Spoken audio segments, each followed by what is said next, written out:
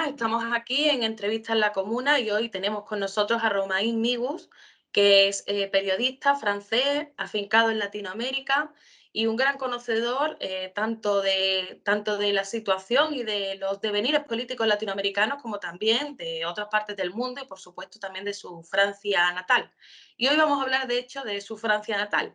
Primero, antes que nada, muchas gracias por atendernos y un gusto.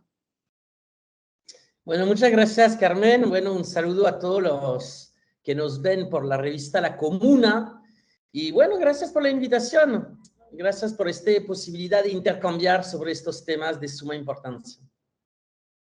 Bueno, vamos a hablar de Francia. Francia es un país que tiene mucha relevancia histórica y sobre todo actualmente a nivel internacional, a nivel europeo, pero también es un país que en cierto sentido a nivel interno desconocemos más. Este año ha habido dos encuentros electorales. El primero eran las elecciones presidenciales, ahora recientemente han sido las legislativas y se dibuja también un escenario que desde fuera nos resulta como muy llamativo. Primero vemos como a segunda vuelta van Emmanuel Macron, que sería el representante más neoliberal, junto con Marine Le Pen, que se ha aproximado o que se identifica con lo que se conoce como la extrema derecha. Ahora en las elecciones legislativas hemos visto como Mélenchon realmente se hacía con un buen pellizco. ¿Cómo se interpreta esto y un poco cómo son esos tres grupos que representan dentro de Francia? Sí, bueno, vamos a empezar, creo, por los años previos a estas elecciones. Francia, vamos a decir, desde Sarkozy, por lo menos, el presidente Sarkozy, es decir, 2007, está encaminado a una política neoliberal que poco importa las alternancias, se sigue básicamente la misma política económica de destrucción del Estado, de privatización de las empresas estratégicas de Francia, de atomización de la sociedad francesa, y hemos visto varias revueltas sobre eso. Primero, en el año 2005, un poquito antes, de hecho, de la llegada de Sarkozy a la presidencia, hubo una revuelta en los suburbios urbanos de las grandes ciudades, salvo Marsella en el sur, en el año 2005, donde durante un mes y algo, hubo enfrentamiento muy fuerte entre la juventud de estas zonas, básicamente hijos de migrante o migrante mismos, y la policía.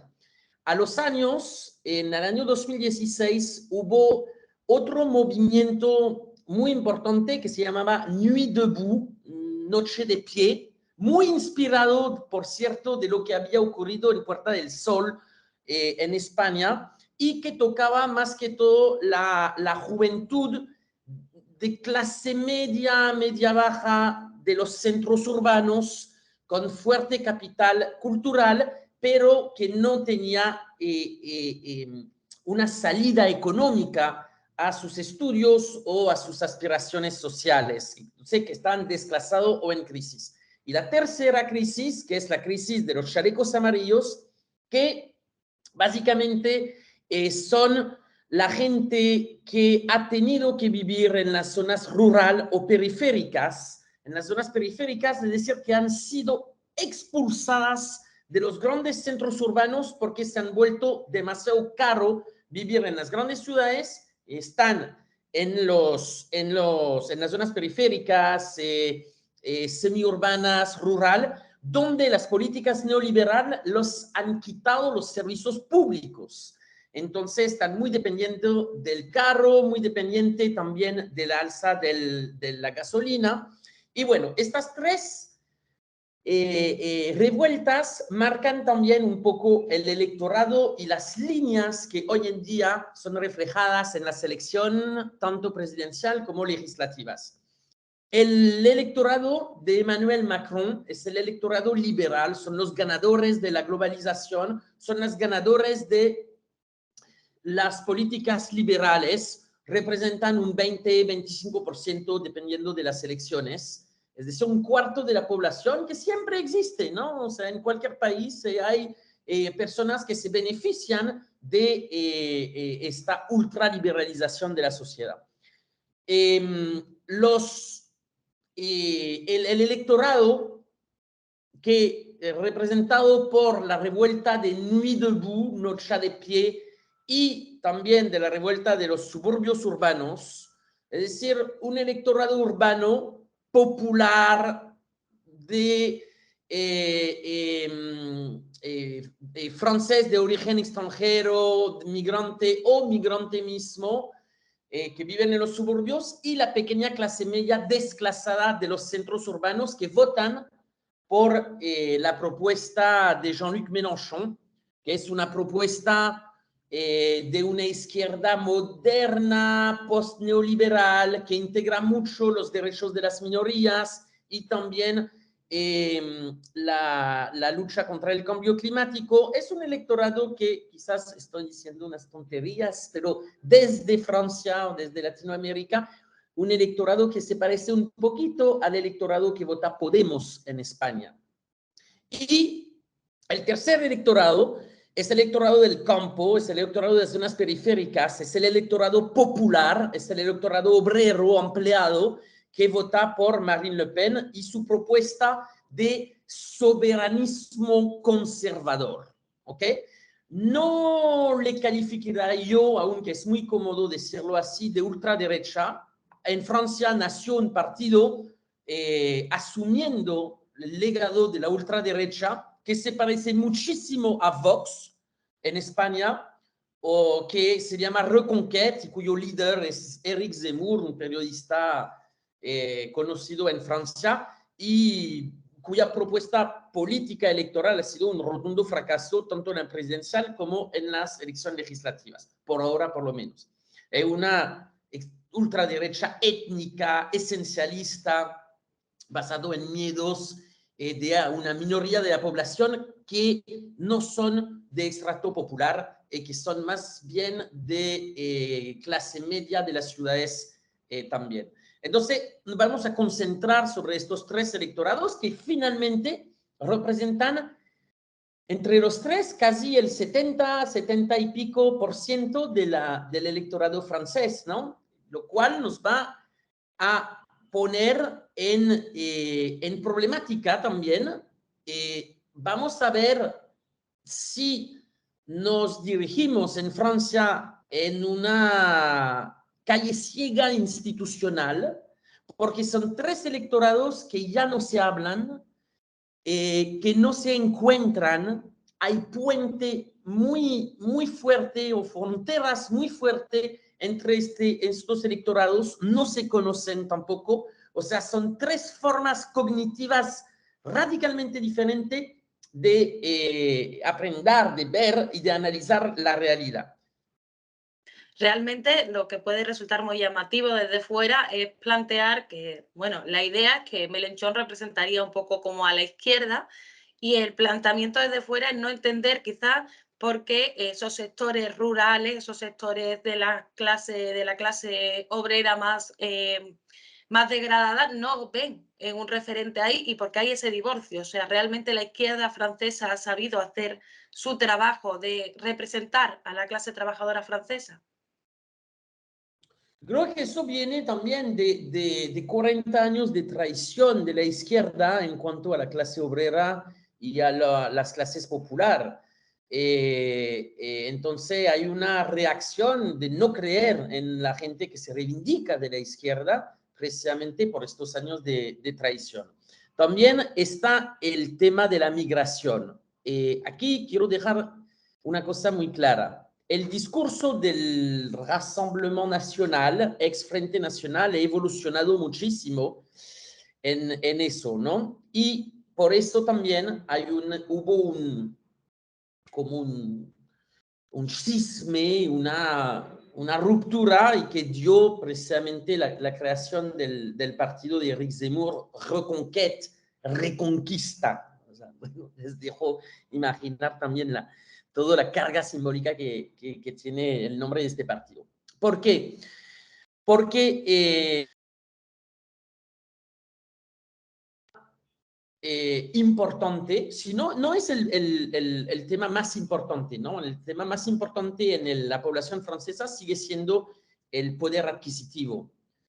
Sin embargo, el partido de Marine Le Pen ha tenido unas medidas, unas propuestas para aumentar el poder adquisitivo sin tampoco tocar las estructuras del sistema. Eso lo tenía más el partido La France Insoumise de Jean-Luc Mélenchon, que también tiene una propuesta social mucho más avanzada, hay que reconocerlo también, ¿no?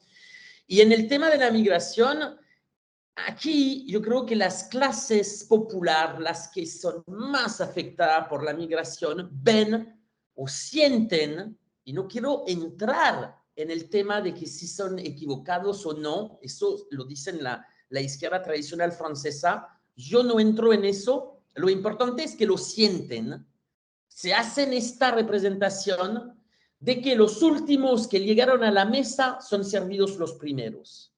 En otro tema, que el Estado neoliberal que se ha reducido, que ha privatizado servicios públicos, empresas públicas, que en el campo han cerrado hospitales, escuelas, etcétera, este Estado que los ha abandonado a su suerte, está ayudando a migrantes. Entonces, bajo esta representación social, obviamente, las personas que son afectadas y que tienen como idea de que son abandonados por un Estado que sirve o que ayuda primero a unos migrantes extranjeros en vez de ayudar a los franceses, yo me retomo los elementos del lenguaje, votan, tienen la inclinación a votar por Marine Le Pen, ya que en el campo de la izquierda, del campo post-neoliberal representado por Jean-Luc Mélenchon, hay un discurso de apertura de las fronteras y de ayuda a los migrantes. Entonces, un discurso que entra en confrontación con este electorado que mencionaba antes. Cabe resaltar que hubo una evolución también sobre este tema entre 2017 y 2022 del propio Jean-Luc Mélenchon. ¿En qué sentido? Y para terminar, entonces, es un sentimiento finalmente de injusticia social, resentido por una parte del electorado, es diferente a el electorado de Reconquête, que ellos, o sea, el tema de la migración es el tema número uno de esta gente, pero no por un tema de injusticia social, es por un tema de identitaria, que Francia ya no sería una Francia cristiana blanca, sino que inmigrantes están reemplazando la población original de Francia. Es una visión totalmente étnica y completamente alejada de preocupación social, ya que también este partido es tan neoliberal como Macron. En el caso de la France Insoumise, pues aquí hubo unas ciertas evoluciones del partido en este caso. Algunos discursos en el 2017 mostraron también una preocupación por este tema y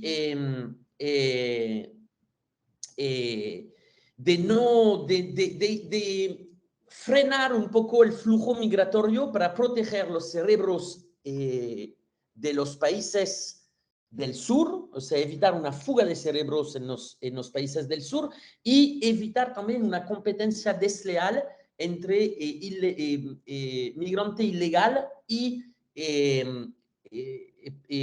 ciudadanos franceses o extranjeros legal en el mercado laboral, ¿no? Porque obviamente una persona ilegal, los dueños del capital lo pagan la mitad del sueldo, a competencia legal, etcétera. Entonces crea un malestar, ¿no? Obviamente, malestar que toca primero las clases populares. Todavía la lista migrante que viene a reemplazar o a ocupar el puesto de un periodista, un editorialista en los medios de comunicación por la mitad del sueldo, ¿no?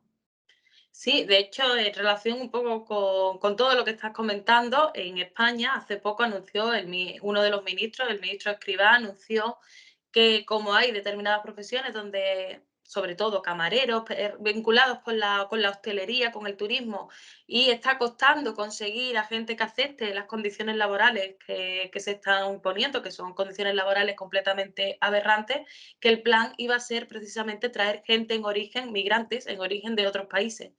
Y esto se presenta como si fuese una política progresista, que evidentemente no lo es, y no lo es ni para el país de destino ni para el país de origen, como, porque efectivamente es una fuga de cerebro y una explotación máxima. En ese sentido, siguiendo un poco con eso, Francia también tiene un papel destacado con respecto a la Unión Europea y a las propias políticas migratorias europeas. Francia, como Estado, ¿cómo plantea este debate dentro de las estructuras, sobre todo de esa estructura europea y de las políticas migratorias en relación con esto?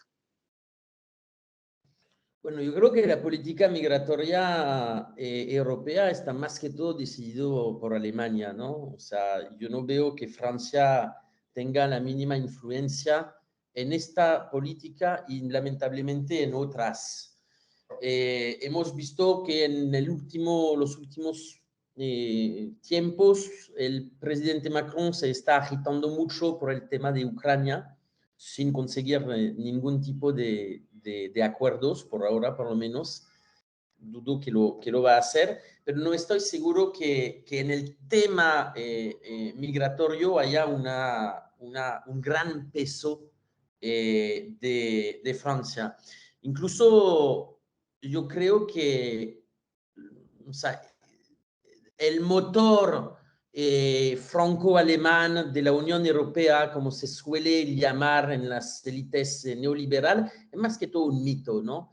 Yo creo que más bien son demócratas, perdón, non tilapsus, tecnócratas completamente, o sea, globalizado, sin nada que los atrae a la defensa de un interés nacional, que hacen este tipo de políticas sin importarle su país de origen o incluso el destino de un país en general, sino más bien seguir en este modelo globalista, ultraliberal de la Unión Europea para imponer después estas políticas a los países miembros de la Unión Europea.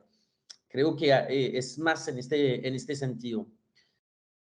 Pero de alguna manera siempre se ve, o por lo menos desde los países del sur, se plantea un poco que las políticas migratorias al final tienen como una especie de filtro en esos países del sur y al final Francia y Alemania se ven como, eh, sacan como rédito de una migración ya más controlada que les beneficia en el sentido de lo que estábamos hablando de la propia competición dentro de su mercado laboral.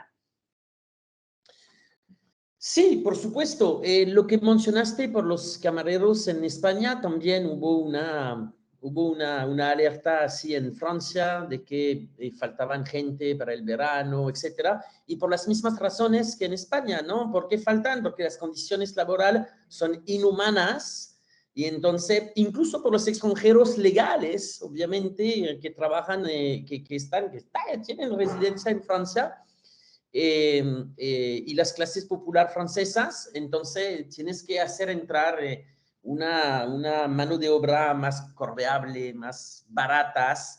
Yo creo que este tipo de perspectiva desde la Unión Europea es totalmente contraproducente para las élites neoliberales, ya que están creando monstruos, o por lo menos un rechazo fuerte que se expresa a nivel electoral en todos los países, ¿no? Y que se expresa en una derecha más soberana, conservadora, que amenaza no solamente los intereses de las oligarquías locales, sino también el propio funcionamiento de la Unión Europea. Por ahora está, vamos a decir, para schematizar, está Orbán, ¿cómo se llama? El presidente de Polonia, del PiS, que tiene una posición bastante conservadora en estos temas, pero si sigue así desde la Unión Europea, se puede tener obviamente mucho más miembros de esta derecha conservadora en los países de Europa del Oeste. Tuvimos a Matteo Salvini en España, Vox está creciendo en Italia, Vox está creciendo en España, Marine Le Pen, que la gente le guste o no, hizo 42% en la segunda vuelta de la elección presidencial. En el tema de las legislativas es un poco más complejo, pero efectivamente eso llevaría a este tipo de conclusión. Decía, al principio del siglo XX, decía Lenin que los Estados Unidos de Europa o eran imposibles o eran reaccionarios, en tanto a que todas eran grandes potencias y que el enfrentamiento y el choque de intereses entre ellas lo hacía o imposible o reaccionario ante lo que él preveía que podía ocurrir, que era el avance de Estados Unidos, algo que ha ocurrido. En ese sentido, voy a ir a otra alianza que es la OTAN. Francia tiene una relación muy particular con la OTAN y también eso se ve reflejado, o por lo menos desde fuera, en los propios discursos y debates que desde fuera nos llegan sobre, por ejemplo, en estas elecciones, sobre los posicionamientos en relación con la OTAN. ¿Nos podría explicar un poco la relación esa, un poco más especial y diferente que tiene Francia con respecto a la Organización del Tratado Atlántico Norte? Bueno, te recuerdas seguramente que antes de que esté en Bruselas, el comando integrado de la OTAN estaba en París, ¿no? Y que fue el general de Gaulle saliendo del comando integrado en 1966, se cierra estas oficinas que hoy en día son una universidad en Francia, París Dauphine. Y hasta 2007 Francia no estaba dentro del comando integrado de la OTAN, fue Sarkozy que la reincorporó. Y desde aquel entonces, Hollande, el del Partido Socialista, y Macron no han tocado nada, no se han propuesto una política soberana en materia de defensa y ni siquiera, cosas que es más divertido aún por unos europeístas locos como ellos, ni siquiera una política de la Unión, de defensa de la Unión Europea sin ser sometida a generales de Estados Unidos. Aquí lo que hay es una relación de sumisión y dependencia a los Estados Unidos, unos lacayos, miembros de una organización militar que no tendría nada que tener porque ya la Unión Soviética no existe y vemos como la OTAN se extiende también en lugares que no forman parte del Atlántico Norte, me refiero a Colombia, por ejemplo, ¿no? Entonces, volvemos a la ¿Aló? Sí, sí. Sí, sí, ok. Entonces, volvemos al mapa electoral, ¿no? Que se dibujó en Francia y a lo cual estaba explicando en introducción. Es decir, unos grupos de población de, vamos a decir, un cuarto de la población franceses, por lo menos de los que votan, porque yo había olvidado de mencionar que en las elecciones legislativas, en la primera vuelta, hubo 52% de abstención, ¿no? Entonces, veremos, no me quiero pronunciar porque va a haber una segunda vuelta. En el momento que se está grabando esta entrevista, no tenemos los resultados de la segunda vuelta y vamos a ver si Macron logra consolidar un gobierno por su partido o en alianza incluso con la derecha tradicional o si la propuesta de la alianza de las izquierdas triunfa, lo cual abriría el camino a unos años de cohabitación con un presidente bueno, Macron, neoliberal, electo, y un primer ministro que sería nombrado desde las propuestas de la mayoría parlamentaria. Alors, para seguir en la OTAN, la propuesta de Le Pen y Mélenchon han sido de salir del comando integrado de la OTAN, los dos. Ahora vemos también otras cosas preocupantes porque en el caso de la operación militar especial que lleva Rusia en Ucrania, las posturas de las izquierdas, de la France Insoumise, han sido finalmente casi alineado a los objetivos de la OTAN. O sea, de crítica a Rusia, de recuperar los elementos de lenguaje de que Rusia ha iniciado la guerra de forma unilateral sin tomar en cuenta los 8 años de agresión continua, de los 14.000 muertos de Ucrania contra la población del Donbass, sin tomar en cuenta las amenazas que la entrada de Ucrania en la OTAN, pero más que todo la posible instalación de batería de misil en el territorio ucraniano representaba sobre Rusia, etcétera, etcétera, ¿no?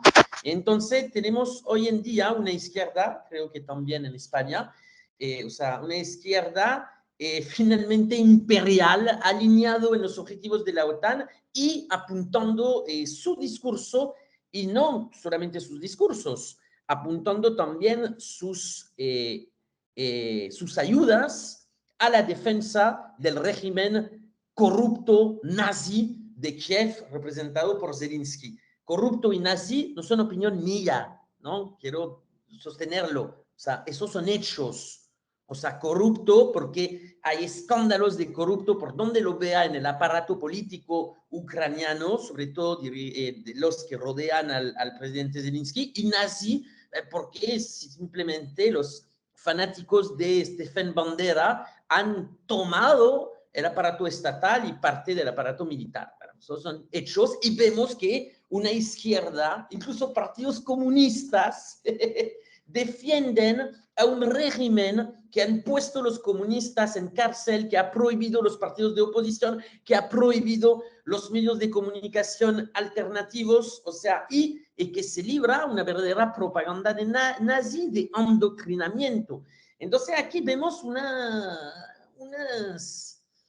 incoherencias, vamos a decir, y quisiera creer que solamente se debe a un entorno electoral. Es decir, tomamos esta posición para no perder votos, que sería una especie de estrategia bancal, ¿no? De falta de principio, pero por lo menos podría ser disculpable en caso de que de tomar el poder se retoma un viraje más soberanista, más anti-OTAN, y no solamente de salir del comando integrado, sino también de tener un discurso alternativo, un discurso que no retoma los elementos del lenguaje ni los objetivos militares de la OTAN. No sirve de nada salir de la OTAN para ser un país que apoya los mismos objetivos. Entonces, eso ya veremos con el tiempo. De hecho, en relación con eso, incluso en la época en la que Francia no estaba integrada en el comando militar de la OTAN, sí que participaron de forma conjunta en varias acciones. Es decir, se puede estar desde fuera y aún así mantener eso. En relación también con eso, también hemos leído en varias veces que Francia también saca algo al respecto de todo esto, por ejemplo, en relación con determinadas operaciones de la OTAN o con apoyo de la OTAN, donde Francia tiene un papel protagonista, como por ejemplo el caso de Libia. ¿Cómo ven la relación de Francia con respecto al mundo y también con respecto a sus propios intereses como país imperialista, que también es? Imperialista, o sea, diría yo casi, o sea, es horrible para la gente de la revista La Comuna que nos va a escuchar, pero diría en el caso de Libia, ojalá fuese una intervención militar imperialista, pero ni siquiera. Francia fue el proxy de Estados Unidos en una guerra que desestabilizó totalmente, yo diría, el Medio Oriente y África, y que no fue beneficiada ni por contratos petroleros, porque podríamos decir, bueno, van y se adueñan de contratos petroleros, pero ni siquiera y ha sido desestabilizado también por olas migratorias que desestabilizan el juego político interno de los países. Obviamente, ¿no? O sea, eso, parte del electorado del Frente Nacional, de Salvini, de Vox, etcétera, tiene que ver en la guerra que se hizo contra Gaddafi y la desestabilización de Libia. Entonces, obviamente, Francia tiene sus intereses, efectivamente, en países del sur, interesa más que todo en África, intereses que son hoy en día amenazados también por otros países que quieren jugar una parte más determinante o significativa en zonas que históricamente eran el terreno reservado de las grandes potencias del siglo XIX y del antiguo imperialismo. Y cuando me refiero a eso, yo hablo de la entrada también de China, no de forma imperialista en este caso, sino de cooperación económica, sobre todo infraestructura, etcétera, y también de Rusia. Hemos visto hace poco en Mali cómo las autoridades de este país han sacado a los franceses y que prestaban un apoyo contra Al-Qaeda en este país. Los han acusado de colaborar con Al-Qaeda, los han sacado del país y los han reemplazado por un contrato con la empresa Wagner ligado a los intereses de Rusia. Entonces, ahí también en el nuevo mundo naciente, en el nuevo mundo multipolar naciente, estas viejas potencias europeas están en competencia y con amenaza de ser desplazadas de sus territorios por otra forma incluso de ver la política internacional, formas más respetuosas, formas donde no se tumba a un dirigente, sino si este dirigente no está totalmente alineado sobre los objetivos de política exterior del país, ¿no? O sea, yo creo que aquí hay una renovación en las relaciones internacionales y diría yo para bien. Bueno, también para rematar un poco, y después quiero preguntarte algunas cosas sobre América Latina, que es donde estás, pero para ir terminando con Francia, es llamativo, o al menos para muchos nos resulta llamativo, porque Francia es un país que se identifica con la revolución, ¿no? Con la Revolución Francesa y después que es un país como revolucionario, donde hemos visto, por ejemplo, eso, los chalecos amarillos parar una serie de reformas que en otros países se estaban imponiendo, pero ahí se para. Entonces, la pregunta es, ¿qué pasa con esa Francia revolucionaria? ¿Realmente Francia va a poder volver a ser referente a nivel mundial en un cambio de paradigma? Esa sociedad francesa que tiene esa tradición y esa historia. Eh, bueno, Francia está, hay unos estereotipos, sobre todo en el extranjero, que funcionan muy bien, ¿no? A nivel político, a nivel ciudadano. A nivel político, efectivamente, hay esta imagen de la Francia rebelde, de la Francia de la revolución de 1789, pero también de las revoluciones de 1848, de la cual Marx escribió en la lucha de clase en Francia, de la Comuna de París, que me imagino tiene que ver también con el nombre de la revista en la cual laboras, Carmen. O sea, hubo una Francia de rebeldía que está un poco, que está durmiendo en este momento. Y otra vez se había despertado a nivel internacional por la negación de Francia a sumarse a la guerra imperial en Irak en 2003, ¿no? O sea, había una imagen, ¿no? De finalmente estos galos que no están, que siempre están peleando, que por lo menos tienen todavía el valor de enfrentar a un imperio hegemónico o de decir no a una injusticia. El problema es que eso fue en 2003, hace 20 años.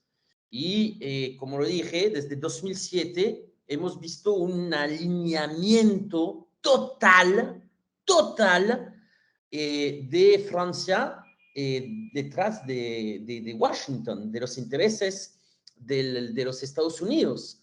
O sea, Macron, no hay que olvidar, Macron fue la persona que vendió las turbinas nucleares Arabel a una empresa estadounidense. Es decir, estas turbinas que están en el portaaviones nuclear Charles de Gaulle. Es decir, que si por una cosa de bloqueo, de sanción, los Estados Unidos ya ha vuelto, ¿no? Se ha vuelto de nuevo, pero hubiesen sancionado, no hubiesen puesto, no hubiesen vendido repuestos, eso era tumbar completamente el portaaviones nuclear Charles de Gaulle. Hay que saber que en términos de la defensa nacional, el FAMAS, el fusil de asalto que utilizaba tradicionalmente el ejército francés, de fabricación francesa ha sido reemplazado por un fusil alemán. O sea, desde 2007 tenemos unos dirigentes que venden literalmente la patria, que venden el país al mejor postor, o ni siquiera al mejor postor. Entonces, Francia ha perdido muchísimo respeto también a nivel internacional, y lo hemos visto. Bueno, lo hemos visto cuando Francia prohibió el sobrevuelo de su territorio al dirigente, el presidente de Bolivia, Evo Morales, porque Estados Unidos sospechaba que estaba Edward Snowden en el avión, que no estaba. Entonces Francia se plegó, o sea, sin soberanía, se plegó a los deseos de Estados Unidos. Lo hemos visto cuando Macron intentó resolver a la fuerza incluso la crisis política en Líbano. Y lo único que hizo, quizás no estuvo mal en eso, es que unificó a toda la clase política libanesa a pesar de las diferencias religiosas y étnicas y multicultural, la unificó en contra de él. O sea, hemos visto como cuando Macron está peleándose por medios interpuestos con el presidente turco Erdogan, al día siguiente Erdogan hace maniobras militares con Estados Unidos para burlarse también de Macron. O sea, esto no son buenas noticias porque Francia siempre, de forma histórica, ha jugado un papel de grande potencia, que tiene la bomba nuclear, pero de tercera vía, ¿no? Entre los dos bloques que representaba Estados Unidos, la Unión Soviética en su época, y tradicionalmente buscar solución intermediaria, de tener una diplomacia. Yo te recuerdo, si no lo sabes, que Francia tiene la segunda red de diplomáticos en el mundo detrás de Estados Unidos. O sea, es un país que está tomado en cuenta y respetado, menos mal. Y yo creo que eso lamentablemente está cambiando. Y en cuanto a las revoluciones que surgían de Francia para el mundo, ¿no? Como la Revolución Francesa, incluso la Revolución en el siglo XIX, yo creo que el pueblo está un poco apagado e incluso en crisis de identidad. En crisis de identidad que les impide unificarse para volver a cambiar el mundo o a dar una propuesta radical y diferente que podría ser tomado como ejemplo para otros países. Esperamos, por supuesto, que eso cambie en los próximos años. Bueno, en general yo creo que los pueblos europeos y la izquierda europea está bastante, no está en su mejor momento, pero como tampoco lo están los pueblos, aunque tengamos que pasar por una etapa un poco dura, donde habrá quien aproveche esa oportunidad para caer más bien en el conservadorismo más que en la revolución, yo creo que tarde o temprano los pueblos europeos no tendrán más remedio que despertar, porque si no es que básicamente nos morimos, o sea, tenemos pocas opciones ya. Pero bueno, vámonos a donde tú estás, que sí están despertando desde hace ya bastante tiempo, que es América Latina. O sea, yo creo que sí, Europa está... En América Latina, permítame cortarte, porque dijiste nos morimos. Está una opción, no de morirse como pueblo, por supuesto, pero de dejar morir la hegemonía o el impacto mundial que tenía la Europa durante muchísimos años. Yo creo que eso sí está muriéndose.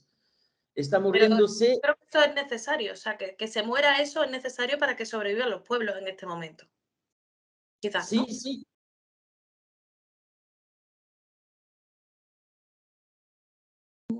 Oye.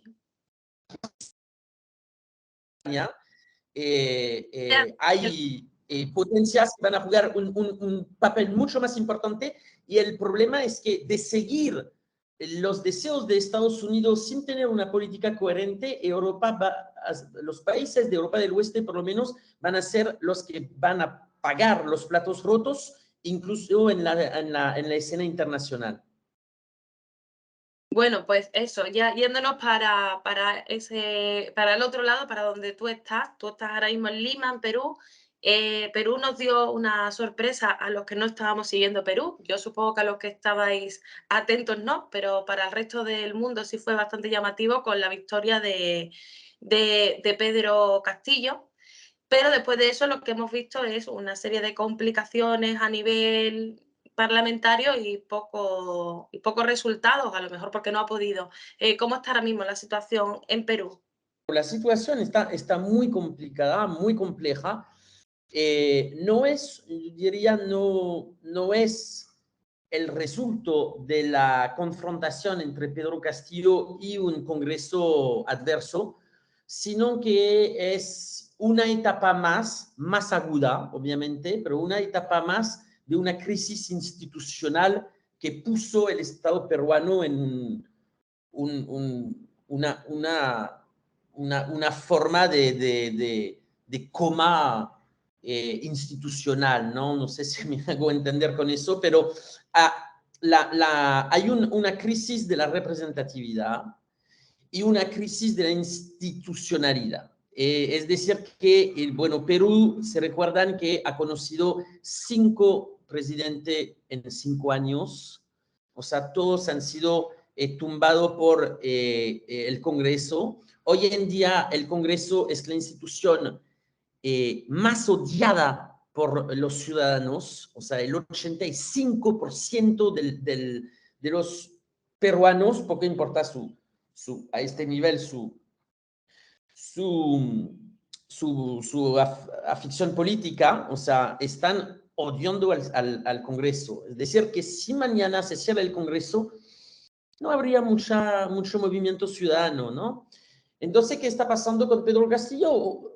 El Congreso intenta vacarlo otra vez, porque ahí se agudizó, porque Pedro Castillo, más allá de lo que proponía en campaña electoral, es una persona, agricultor, maestro rural, pobre, pero sobre todo de provincia.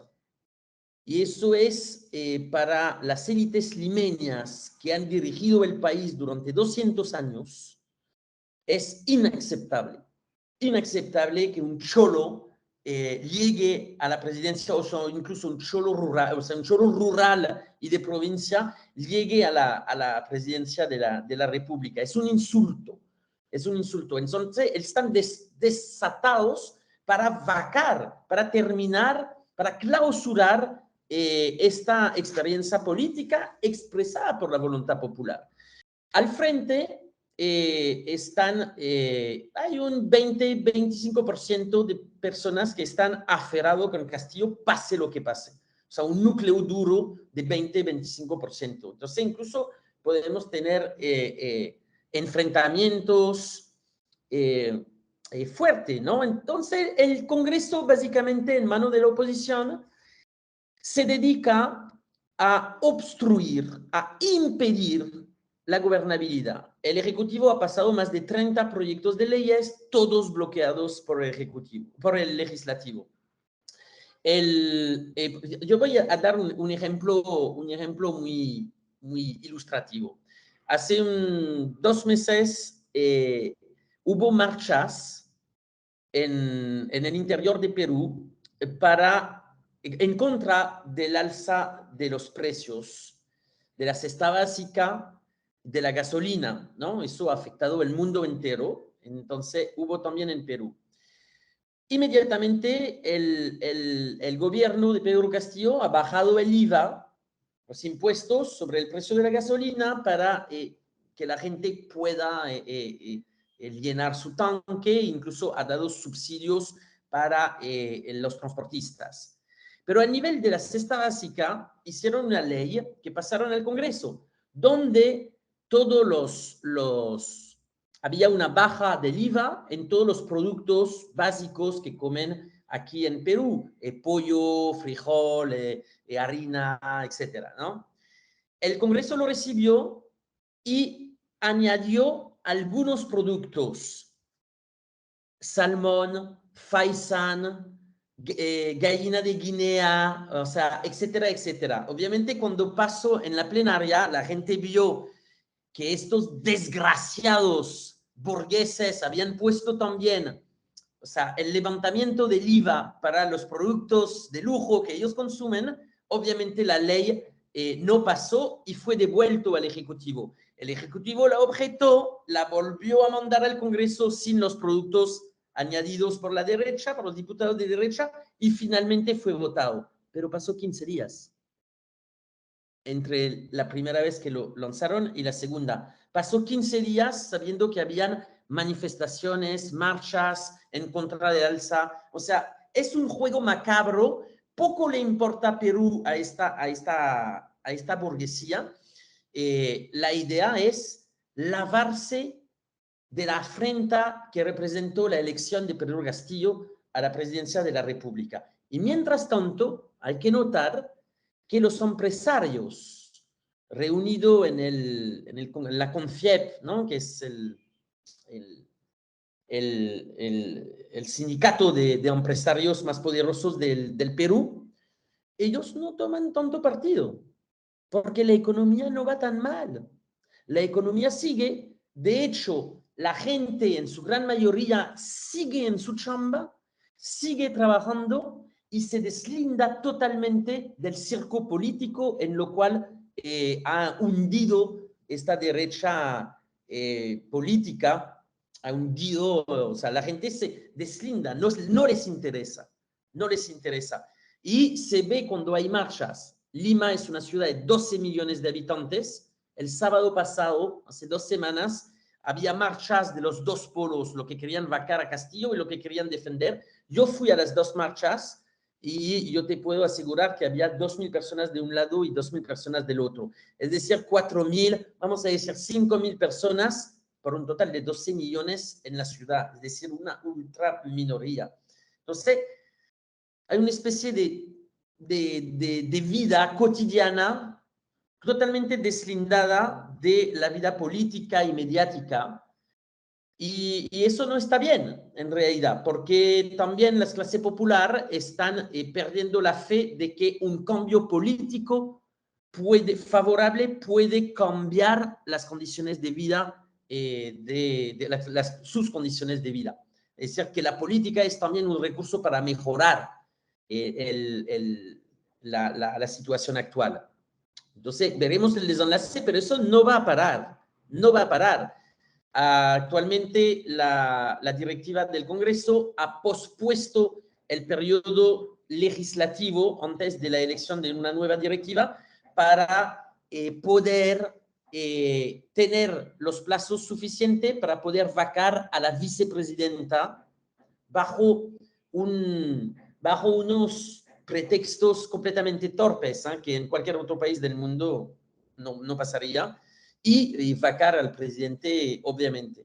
Y eso es importante también, que hay una alianza entre el poder judicial, que es un poder totalmente corrupto, y el poder legislativo y el poder mediático para crear casos de lawfare donde en realidad no hay absolutamente nada y poder tumbar autoridades electas por el pueblo. Yo creo que si bien hace unos años Ecuador era el centro nevrálgico del lawfare en América Latina, yo creo que hoy en día es Perú.